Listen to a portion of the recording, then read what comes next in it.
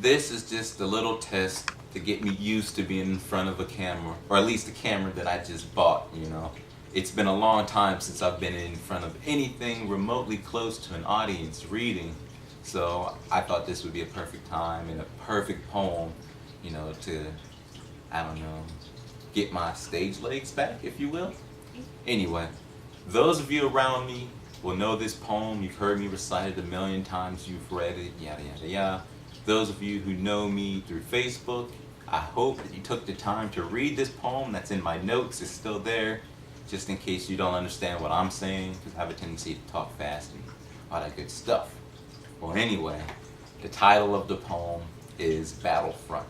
It's very dear to me, very, very emotional, probably my most favorite piece that I've ever written in the 10 years of my poetic life. So, here we go.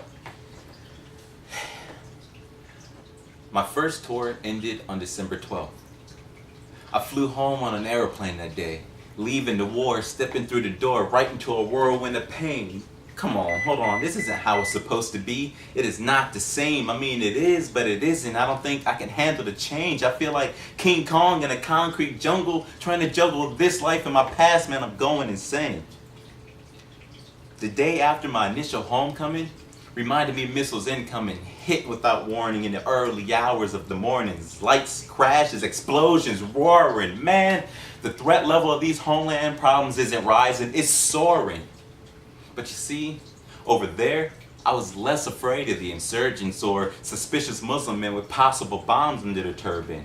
I was more worried about coming home and being a burden to my community and my family, thinking they wouldn't have me, to the point that I would want to go back, and I would gladly, because this hell compared to that one, man, that one wasn't too shabby.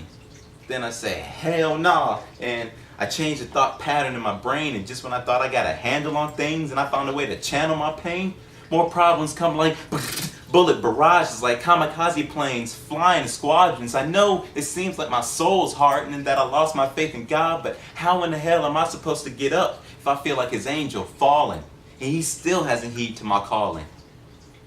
You know, I'm not one for asking for favors, especially from the one that they call the creator, but he could at least throw me a bone or something that works in my favor. Allies in God, with or without them, with or without him, it still feels like I'm battling for a piece of my own peace. It still feels like the odds are against me and that I'm the only one that's trying to bend iron bars to make ends meet. And then you wonder why I can't sleep. Maybe it's because this young soldier is sick from a cold or shoulder shown to him by his country for doing nothing but simply following his orders in order to keep this country in order. Or maybe it's because I've already realized that I've been judged in the eyes of those who don't support the war. Well, neither do I, and I can't really say that I was forced aboard, but I still carried out my duties that most of y'all saw as crimes. And then the rest don't even recognize what I did. No, what we did. Look, all I'm asking for is your understanding. Not your praise, not your ticker tape parade for the sacrifices I made, we made, and those who laid their dog tags down to a grave. For those of you who don't even know, because if you did, your minds would simply unravel. If you could comprehend how we had to travel to hell and back, and I guess, fortunately, I made it back. But at home, the war continues. At home, it's the same fight, just a different venue, and then you wonder why I went with the notion to cover up my emotion with this bulletproof vest, to cover up my scars across my heart so I can perpetrate like I'm hard, and then I wear this smile on my face like camo or war paint, to cover up my tears and silence the sounds of my battle cry.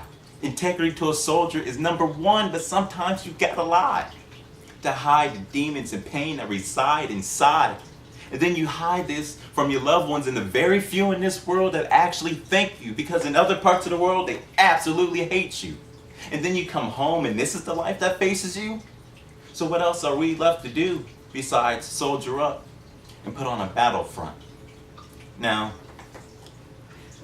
this piece, other than myself, is dedicated to all those who bled their allegiance to the flag of the divided states of America, for the republic for which it once stood for, one nation under a God, but ran by individuals with hypocrisy and freedom for some.